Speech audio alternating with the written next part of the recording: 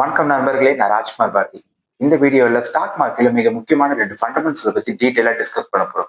அதுல பாத்தீங்கன்னா number 1 EPS, earning per share. Number 2 P E ratio. இதன் மூலியமா நம்ம எப்படி சில ஸ்டாக்ஸை வந்து நல்ல குவாலிட்டியான ஸ்டாக்ஸை பிக் பண்ணலான்றத இந்த வீடியோல நம்ம பார்க்க போறோம். ஃபர்ஸ்ட் நம்ம பார்க்க போறது இபிஎஸ். இபிஎஸ்னா ஏர்னிங் பர் ஷேர். அதாவது ஒரு கம்பெனி ஒரு ஷேருக்கு எவ்வளவு லாபம் பார்க்கறாங்கன்றத இந்த இபிஎஸ். இது எப்படி கால்குலேட் பண்ணுவாங்கன்னா, இபிஎஸ் இஸ் ஈக்குவல் டு கம்பெனியோட total profit divided by the total number of shares.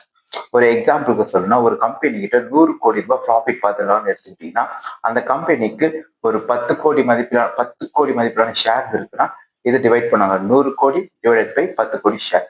அப்போ ஒரு ஷேருக்கு அந்த கம்பெனியில இருக்கு வர வருமானத்துல ஒரு ஷேருக்கும் 10 ரூபாய் என்ற விதத்துல அந்த கம்பெனியோட ஷேர்ஸ் வந்து லாபம் பார்க்கறாங்க. செகண்ட் பார்க்க போறது பி/இ ரேஷியோ. பி/இ ரேஷியோ என்னன்னா, நம்ம வாங்குற ஷேர் பார்த்தீங்கன்னா அண்டர் வேல்யூயா இருக்கா ஓவர் வேல்யூயா இருக்கான்ற இதுல தான் நம்ம தெரிஞ்சுக்க போறோம். பி/இ ரேஷியோ கால்குலேட் பண்றதுக்கான ஃபார்முலா பார்த்தீங்கன்னா, P E is equal to stock value divided by EPS. நம்ம ஆல்ரெடி இபிஎஸ்னா என்னன்றது நம்ம பார்த்துருக்கோம். எக்ஸாம்பிளுக்கு ஒரு ஸ்டாக்கோட விலை 200 ரூபாயில இருக்கு. அதோட இபிஎஸ் பார்த்தீங்கன்னா 20 ரூபாயில இருக்கு. So 200 divided by 20 that is equal to 10. அப்படின்னா என்னன்னா, இந்த ஸ்டாக்கோட பி/இ ரேஷியோட வேல்யூ 10. இப்போ இதுக்கு என்ன மீனிங் அப்படின்னு பாத்தீங்கன்னா, ஒரு ஸ்டாக் வந்து 1 ரூபாய் ஏர்ன் பண்ணி கொடுக்குது ப்ராஃபிட்டா, அது வந்து 10 ரூபாய் கொடுத்து வாங்குறதுக்கு ஆள் இருக்காங்க.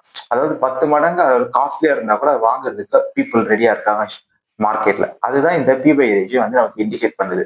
நெக்ஸ்ட் நம்ம பார்க்க போறது ஹை பி/இ ரேஷியோ.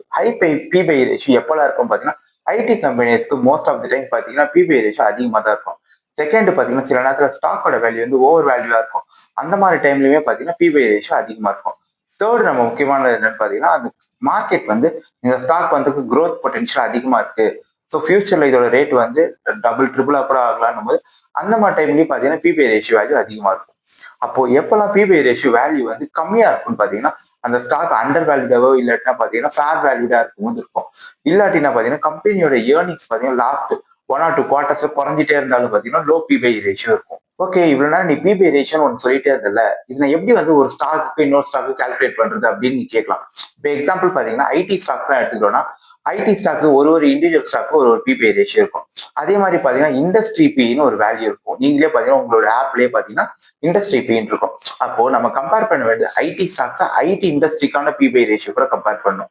லைக் இந்த பெட்ரோலியம் ப்ராடக்ட்டோ நீங்க ஏதோ ஒரு கெமிக்கல்ஸோ பாக்குறீங்கன்னா அதுக்கு ரிலேட்டடா இருக்கிற இண்டஸ்ட்ரி பி கூட தான் நம்ம அதை வந்து கம்பேர் பண்ணணும். இப்போ வந்து பேங்க் செக்டார் எடுத்துக்கிட்டா பேங்க் செக்டார் இண்டஸ்ட்ரி பி/இ ரேஷியோ கூட தான் பேங்க் செக்டாரை கம்பேர் பண்ணும். ஸோ ஒரு இண்டஸ்ட்ரி வைஸ்க்கு இருக்க பி/இ ரேஷியோவை அந்த ஸ்டாக்கோட வச்சு நம்ம கம்பேர் பண்ணோம்னா நமக்கு வந்து அந்த டைம்ல நம்ம இண்டஸ்ட்ரி பி/இ ரேஷியோ வந்து அதிகமா இருக்கு அப்படின்னா நம்ம அதை வச்சு தெரிஞ்சுக்கலாம்.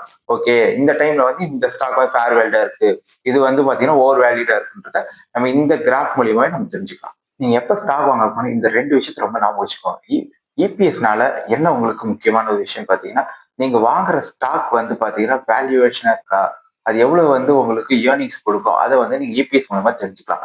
ரெண்டாவது பி/இ ரேஷியோ. நீங்க வாங்குற ஸ்டாக் வந்து கரெக்டான விலையில வாங்குறீங்களா, ரொம்ப அதிகமா வாங்கிட்டீங்கன்னா அதுல இருந்து நீங்க லாபம் பார்க்கறதுக்கு ரொம்ப வருஷம் ஆகும். அதுவே பாத்தீங்கன்னா ஒரு கம்மியான விலையிலோ இல்லாட்டி சரியான விலையில வாங்கினீங்கன்னா அது மூலமா நீங்க சீக்கிரமாவே நல்ல வருமானம் பார்க்கலாம். ஸோ இதுக்குதான் நீங்க வந்து இந்த பி/இ ரேஷியோ இபிஎஸ்சியும் நீங்க கரெக்டா பார்த்துட்டு ஒரு ஸ்டாக் வாங்கினீங்கன்னா இது மூலியமா பாத்தீங்கன்னா நீங்க நல்லாவே ப்ராஃபிட் பார்க்கலாம். அதனால நீங்க ஒரு ஸ்டாக் வாங்கும்போது இந்த ஃபண்டமெண்டல்ஸ்ல டீட்டெயிலா பார்த்துட்டு வாங்கினீங்கன்னா உங்களுக்கும் நல்லது. இந்த வீடியோ உங்களுக்கு யூஸ்ஃபுல்லா இருந்தாலோ இல்லாட்டி இந்த வீடியோல ஏதாவது புதுசா ஒரு விஷயம் தெரிஞ்சுக்கிட்டாலும் இந்த வீடியோக்கு உடனே லைக் பண்ணுங்க. உங்களுக்கு ஏதாவது புது விஷயம் தெரியும்னா அதை கமெண்ட் பண்ணுங்க. நெக்ஸ்ட் வீடியோல அது ரிலேட்டடா நான் வீடியோஸ் பண்றேன். தேங்க்யூ.